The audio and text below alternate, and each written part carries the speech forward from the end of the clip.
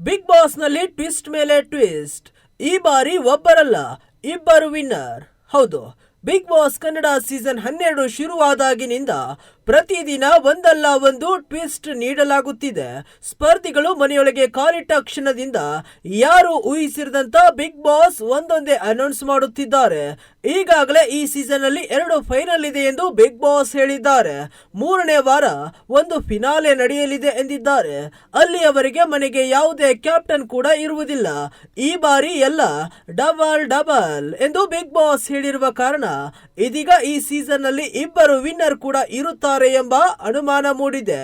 ಕಳೆದ ಸೀಸನ್ ಅಲ್ಲಿ ಸ್ವರ್ಗ ನರಕ ಇದ್ದಂತೆ ಈ ಬಾರಿಯ ಬಿಗ್ ಬಾಸ್ ಕನ್ನಡ ಸೀಸನ್ 12ರಲ್ಲಿ ಒಂಟಿ ವರ್ಸಸ್ ಜಂಟಿ ಕಾನ್ಸೆಪ್ಟ್ ಇದೆ. ಈ ಕಾನ್ಸೆಪ್ಟ್ ಅದೆಷ್ಟೋ ದಿನ ನಡೆಯುತ್ತಾ ಗೊತ್ತಿಲ್ಲ. ಆದ್ರೆ ಈ ಬಾರಿ ಒಬ್ಬರು ವಿನ್ನರ್ ಆಗಬಹುದು ಅಥವಾ ಇಬ್ಬರು ಸಹ ವಿನ್ನರ್ ಆಗಬಹುದು ಎಂಬ ಸೂಚನೆಯನ್ನ ಸ್ವತಃ ಬಿಗ್ ಬಾಸ್ ನೀಡಿದ್ದಾರೆ. ಈ ಮುಂಚೆ ತಿಳಿಸಿದಂತೆ ಸೀಸನ್ 12 ಎಂದರೆ 1ರ ವಿರುದ್ಧ 2 ಡಬಲ್ ಟ್ವಿಸ್ಟ್ ಗಳ ಸೀಸನ್ ನಲ್ಲಿ ಫಿನಾಲೆ ಕೂಡ ಡಬಲ್. ಯಾರಿಗೊತ್ತು, ವಿನ್ನರ್ ಕೂಡ ಡಬಲ್ ಆಗಬಹುದು. ಮಿಂಚಿನ ಓಟ ಆರಂಭವಾಗಿ 24 ಗಂಟೆಗಳೇ ಕಳೆದಿವೆ.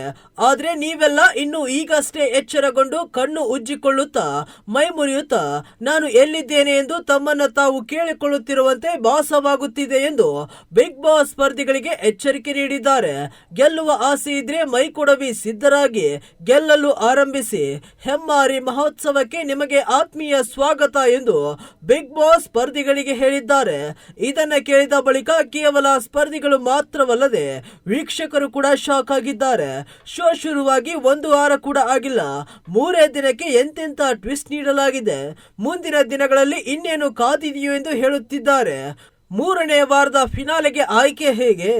ಹೌದು, ಎಲಿಮಿನೇಷನ್ ಭಯದಿಂದ ಮುಕ್ತರಾಗಿ ಸ್ಪರ್ಧಿಗಳು ಫೈನಲ್ ತಲುಪಬೇಕು ಎಂದರೆ ಸರಣಿ ಟಾಸ್ಕ್ ಗೆಲ್ಲಬೇಕು. ಪ್ರತಿ ವಾರದ ಅಂತ್ಯದಲ್ಲಿ ಸರಣಿ ಟಾಸ್ಕ್ ಗೆಲ್ಲುವವರು ನೇರವಾಗಿ ಫೈನಲಿಸ್ಟ್ ಆಗಿ ಆಯ್ಕೆಯಾಗುತ್ತಾರೆ. ಆ ಫೈನಲಿಸ್ಟ್ ಗಳ ಪೈಕಿ ಒಬ್ಬರು 3ನೇ ವಾರ ನಡೆಯಲಿರುವ ಮೊದಲ ಫಿನಾಲೆಯನ್ನ ಗೆಲ್ಲುತ್ತಾರೆ.